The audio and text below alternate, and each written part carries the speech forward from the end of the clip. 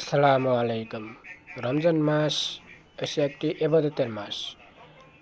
আমাদের দেশ ব্যতীত বাইরে বিদেশে মুসলিম দেশগুলোতে রমজান মাস আসলে দ্রব্যমূল্য কম থাকে, সব কিছুরই দাম থাকে কম। আর বাংলাদেশে রমজান মাস এলে ব্যবসায়ীদের নিত্যপণ্য বাড়ে।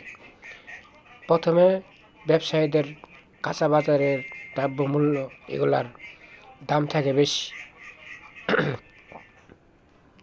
পরে কিছুদিন পর মার্কেটের দাম হয় বেশি। কাপড় চোপড় কেনাকাটা এটার অনেক দাম। 500 টাকার জায়গায় যেই জিনিস 500 টাকা ওটা যাইব 2500 টাকা, 3000 টাকা যাইব হয়ে থাকে, এত দাম।